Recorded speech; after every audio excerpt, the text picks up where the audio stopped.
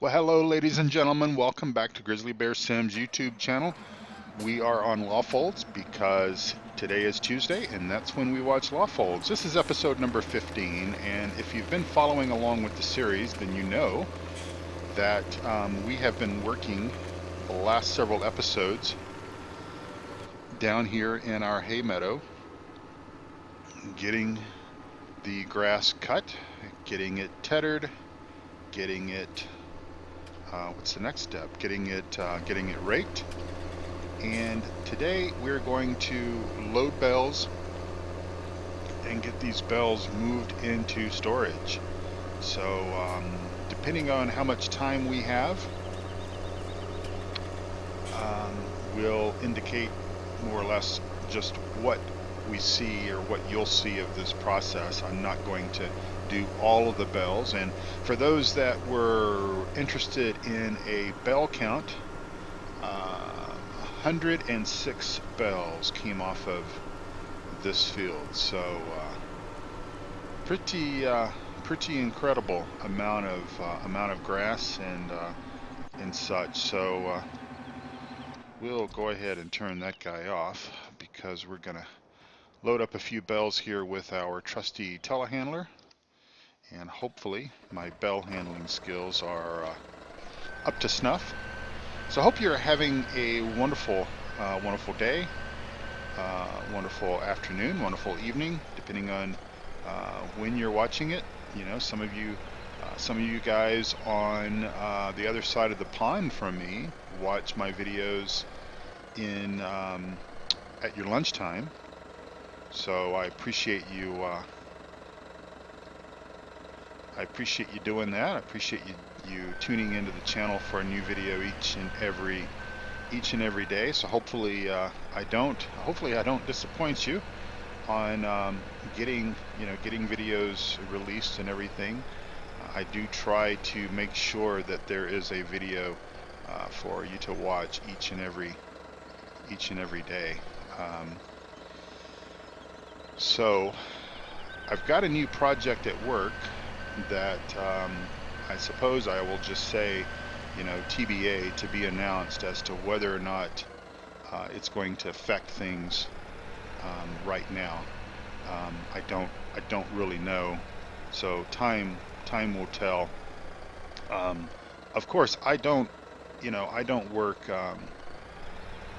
24 hours a day, 7 days a week. In other words, I don't work on weekends as a general rule. I am on call quite a bit just because I do work in the world of IT. And just the other day, actually, I'm recording this episode on the 4th of February, and Friday afternoon, I left the office at what I sort of consider normal time. I'll just ease this up just a little bit. Normally what happens when I do that is I knock something off the other side, but I will try not to do that. That looks pretty good. As I usually say, close enough for government work.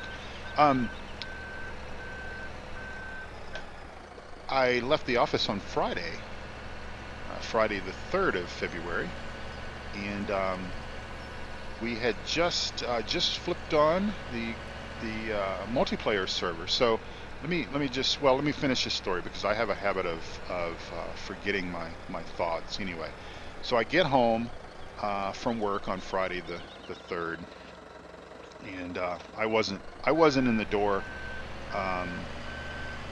I wasn't in the door 10 minutes before my phone went off, and I had a message that there was some issues with one of the servers that I am responsible for. And so what did I have to do? Well, I had to basically, let's see if I can do this in cab. You know something? I suck at this, and I suck even worse at it in cab. So I'm not going to endure you, make you endure that. So let's see. That's pretty good. Again, close enough for government work.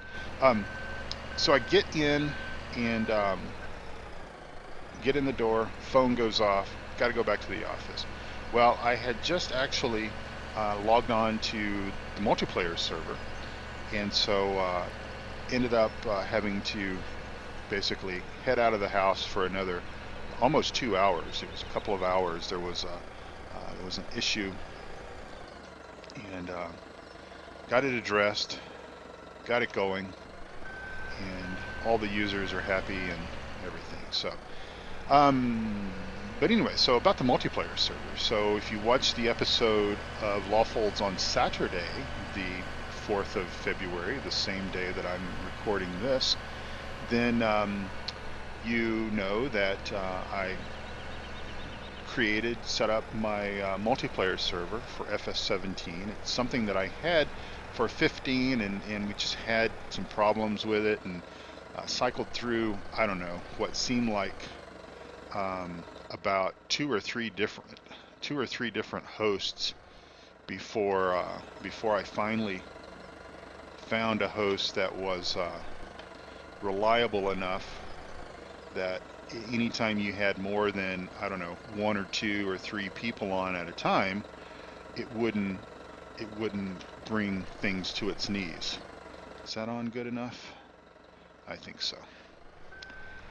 And so, by the way, that hosting company is by a company called Very Games, and I get nothing for saying that, but you know, if you are looking for a multiplayer server for you and your friends or whatever, I would say that right now they have the best performing game servers, at least that I have experienced in North America. They actually have both data centers, both in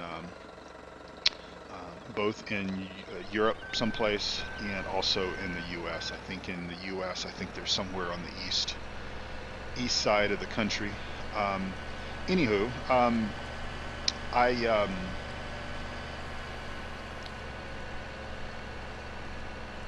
the multiplayer server that I talked about on Saturday is now called the Dude Ranch, and it is the official multiplayer server for the Three Dudes Gaming Network, and we sort of changed the access requirements and everything just a little bit, so you can basically you do need to be a member of the Three Dudes Gaming Network in order to get access. But once you do get access to the forums, getting access to the multiplayer server is just as simple as looking at a post that's got some information in it on how to download the mods, how to configure TeamSpeak, and of course all the access information that you need to access our current map, which is Stevie's Pine Cove Farm. So but back to Friday and back to work. So about 2 hours, or about 90 minutes to be more accurate, I think. Got back home. Of course, I was starving because I had hoped to eat around 5:30 or so, and it was now closer to about 7:30, and ate. Oops. And got on the multiplayer server, and at one particular point in time on the multiplayer server we had 6 folks on, and it was just incredible fun. The map, Stevie's map, if you have played that, and I'm sure that you have,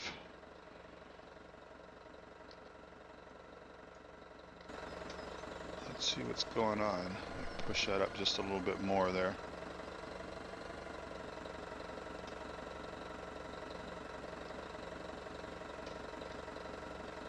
Okay, that's good enough.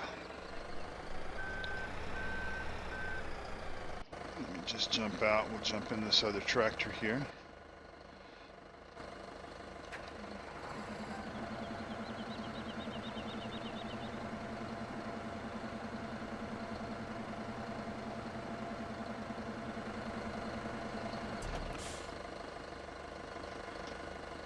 And we'll jump back in our telehandler. Should have let those ramps down, I guess, before we started our Little project, but oh well. So about 6 folks on the multiplayer server, and I got to tell you, it was quite a lot of fun. Quite a lot of fun.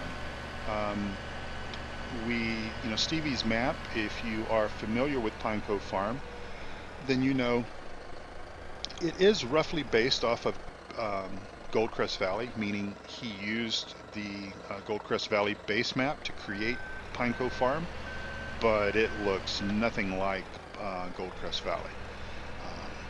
He changed it up in such a way that I guess I could have parked in a much more level spot, I suppose. Oh well. So Pine Cove Farm, again, based on Goldcrest Valley, but really and truthfully, doesn't look anything like it. And it's a real joy to play. And it's a real joy to play multiplayer. And I think that'll work. And it's also a real joy to play with, fairly large equipment. Stuff that's big enough because the fields are large enough. If you're familiar with Goldcrest Valley or even Stevie's Goldcrest Edit, then you know that there are a couple of fields that are pretty good size in nature. And so those fields obviously are made much, much easier when you have multiple individuals logged in, helping to play, and when you have obviously large equipment. So that map is certainly, I'm going to just cheat here and go teleport down. It's probably not the best situation, but I'm stuck. But it's much, much easier. Much, much easier when you have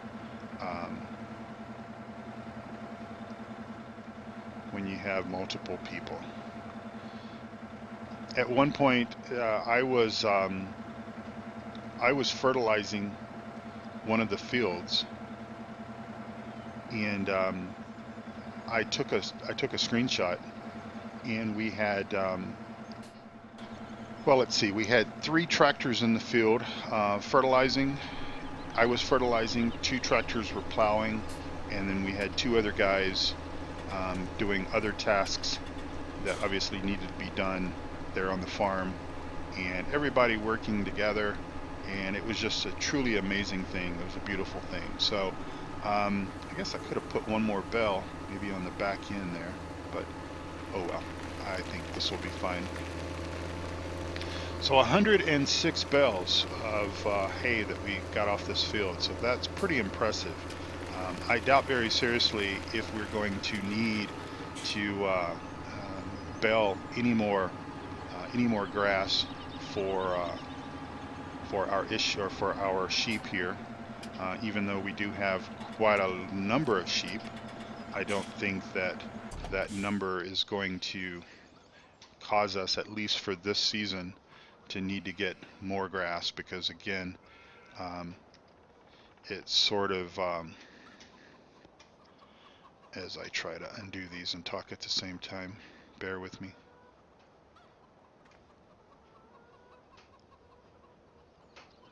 There we go.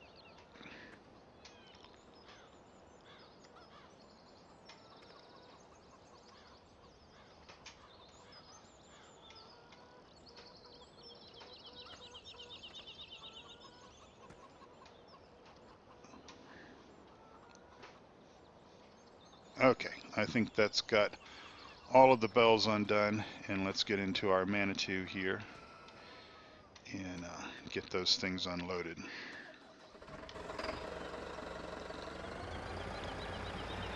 I've got one more strap that is just kind of going to cause us some problems if we don't get it undone.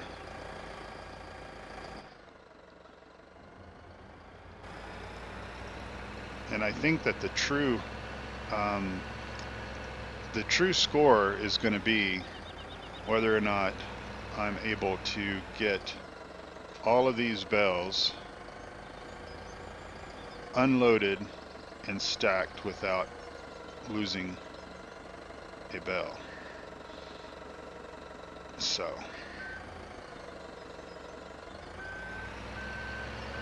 as I have said in some of my other videos, I think I talked about this when actually I did the mod review for this bell fork. By the way, this is an amazing bell fork. You know, there's some auto loading bell forks. I use those in Colborough Park Farm to move the wool, sheep's wool. Those are great, and I do use those from time to time. I like this bell grab just because it does have a locking script. It doesn't have an auto loading script, but it has a locking script. So once you you know, sort of address your bell stack here, then you hit X on your keyboard,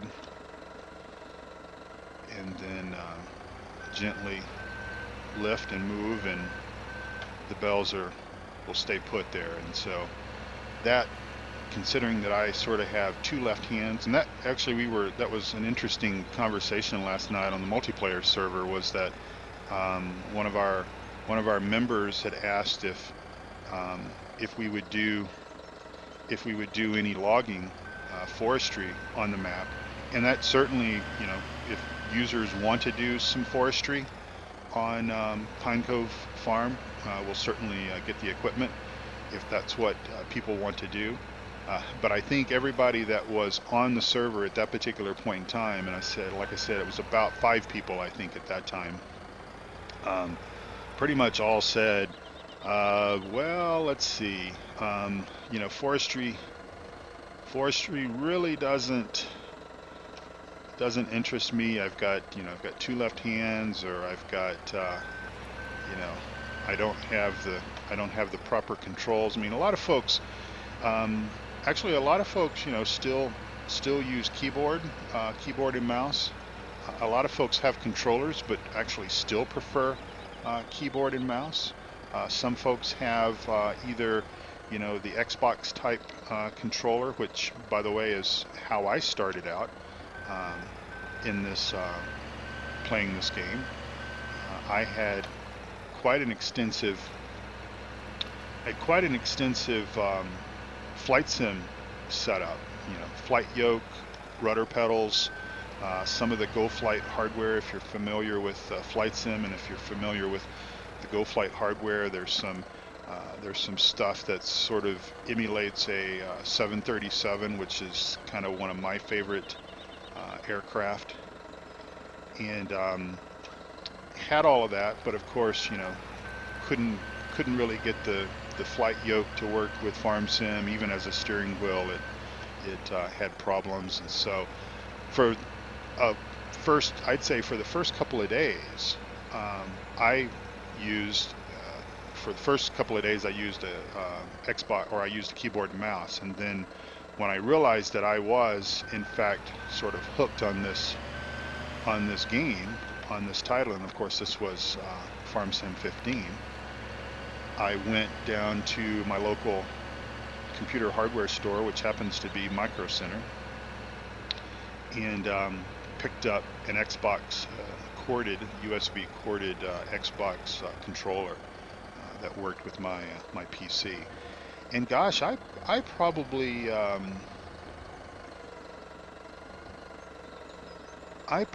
used that probably 3 or 4 months, I would say, because again, I sort of wanted to make sure that I was really, you know, into the game itself, because you know, even then, when I was looking and pricing steering wheels and pedals, they were quite, you know, they were quite expensive, but nothing like what they are now. I mean, I bought a brand new Logitech G27 from Amazon, and I paid less than $200 for the kit, and that was both the wheels, the pedals, and the shifter. Less than $200. And soon after, in a way, I sort of thought, okay, I've just messed up, because pretty soon after I purchased my G27, Logitech released the G29. Well, the G29, there was some differences with it. I'm not sure if I understand all of the differences or all of the issues, but there's significant enough that folks don't typically like it as much as they like the G27, and that caused whatever the issues were, caused the price of the G27 to basically skyrocket. I've seen them brand new on Amazon, selling from not from Amazon themselves, but from dealers that are associated with Amazon, selling for $300, $400, $500, $600, $700, $800 for brand new Logitech G27s. I have seen, allegedly brand new, I will use that word because I'm not sure. I have seen them on eBay, both brand new as well as used, for also sort of the same price range, and really odd, really odd. So my G27, if I would have known all of this at that particular point in time, I would have certainly I would have bought another one. I would have ordered another one from Amazon,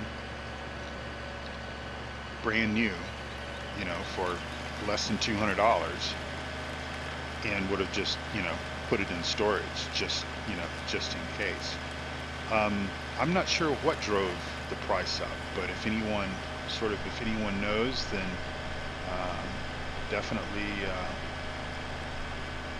definitely chime in with the comments.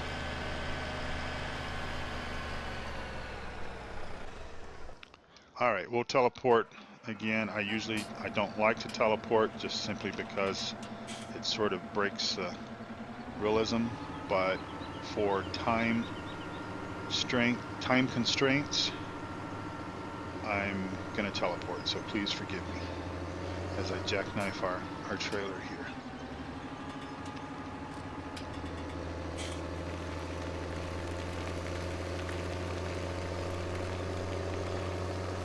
Alright, I realize this episode, I can sort of tell that this episode is a little bit lower paced, just simply because I'm doing things that I'm not 100% good at doing. In other words, I'm not the very best at handling bells and such, and I realize that slows the pace of the episodes down considerably, and my commentary, my discussion is sort of, for lack of a technical term, it's sort of chopped, I think. And I can sense that.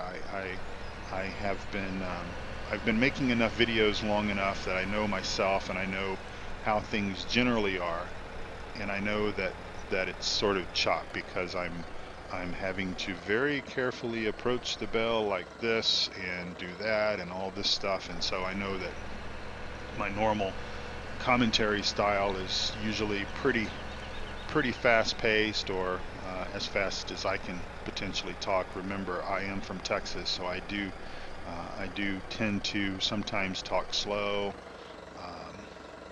That's interesting because a lot of people, a lot of my friends that I work with here in Colorado, they're like, Jerry, you don't sound like you're from Texas. And then if I go back home, go back to Texas for a few days, a week or so, or like a week, usually when I go down and visit my parents, and I'm hanging out with my parents and other family members, and of course some friends and stuff that I've worked with in the past and such, then when I come back to Colorado, everyone says, oh, you went to Texas, didn't you? I'm like, yep, how do you know? Well, because you sound like you're from Texas now. So it's kind of funny how that, if you leave, and I've been in Colorado for almost 20 years. And I would have to say that most of my friends are either from someplace else or they're from Colorado. In other words, they're not from Texas. So I don't really have a lot of friends here in Colorado from Texas, and so I guess if I don't hear the accent, and it's funny how just by hearing the accent, being around my family and everything, and friends in Texas, then I will sort of start speaking like that. All right, so we are coming up on 25 minutes, and I will just do a little bit more of this. And I think I lost a train of thought earlier. I was talking about these bell forks, and I had mentioned in the mod review for these that slow and steady wins the race on the bell forks, and that, I think that goes for handling anything in this game, whether it be logs or bells or pallets or whatever. And just take your time and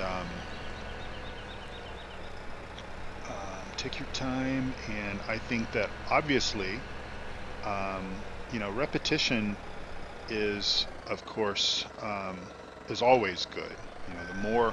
The more that you do something, whether it be handling bells, handling logs, driving a combine without GPS, which I think a lot of us was somewhat dreading in the early days of the release of 17, because we knew that we wouldn't have GPS for a few weeks or so.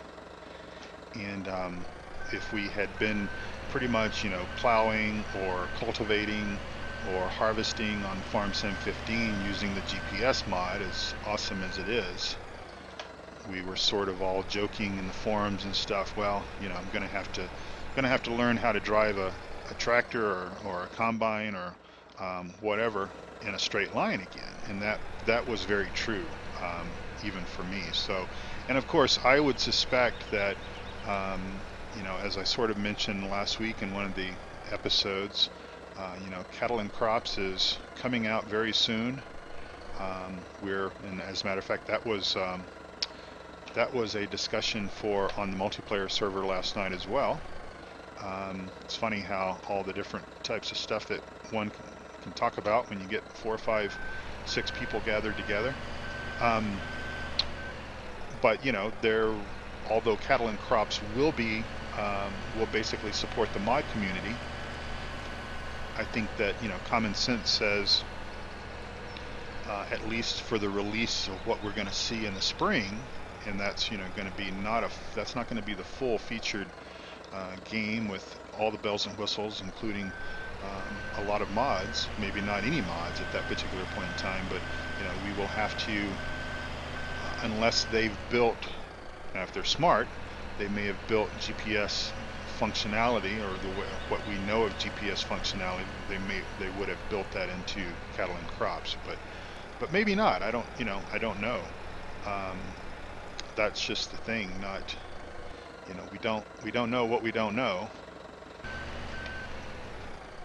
So what I'm going to do is I'm going to go down and I'm going to grab this last bell, or this last stack of bells, and get this loaded up, and then end the episode. You guys know what the process is. You guys have done this on your own virtual farms, and so there's no need in me continuing to document this through the course of video. So I will tell you that most likely I will pick the rest of these bells up via the wonderful auto-loading features of this trailer, and do that off camera. And I just want to say thank you all for watching. I do appreciate you tuning in each and every day, or almost every day, at least 6 right now. It's been 6 videos a week for the past couple of weeks. And I appreciate you tuning in and watching. I appreciate your comments. I appreciate your questions. I also appreciate your tips. You know, and that's important because I certainly don't know everything, and there's a lot of times I ask questions or I point out observations and stuff, and you kind folks generally are quick to sort of respond and say, well, why don't you do this or why don't you do that? Somebody just last week actually pointed out the fact that one of the reasons why I was having some problems getting the bells off the trailer was because the locking script was holding it down, and I think that was on Coldborough Park Farm when I was doing the auto loading there just to kind of shorten things down. So thank you. You're all so helpful, and again, you know, we don't know everything, and um, sometimes it's just a matter of me sort of forgetting stuff that I should know, have forgotten, whatever, you know. Um, the mind, once you get a certain age, I'm just going to put one strap on each of these. The mind, once you get a certain age, has accumulated so much stuff, and it's not always relevant stuff, but it's accumulated so much stuff that sometimes it leaves very little for new stuff to get put into, and then sometimes when new stuff gets placed in the memory of your mind, it has to overwrite some old stuff to make room. You know, think of a mind as a hard drive. Well, my hard drive is an older 50-year model, so I guess technically it should be like really, really huge in size, but really, really small in capacity because that's how things were back then. Really, really huge and really small. Um, but anyway, thank you all so much for watching. I appreciate it. And I realize that this episode, as I said before, is a bit slow paced because it's doing things that require a little bit more attention span than on normal. And thank you all so much for watching. Don't forget the Dude Ranch if you're interested in multiplayer server action, especially we're on Stevie's Goldcrest. I'm sorry, we're on Stevie's Pine Cove Farm with mods. We have some of the very best mods that are currently available. So things like GPS and drive control, etc. So if you're interested in that kind of stuff, please head over to the Three Dudes Gaming Network. You'll find a link down below the video and register for an account if you don't already have one, and all the information is available right there to get you access to our multiplayer server, the Dude Ranch. Thanks again for watching. I appreciate you, and have a wonderful, wonderful Tuesday, and I'll talk to you tomorrow. Bye bye.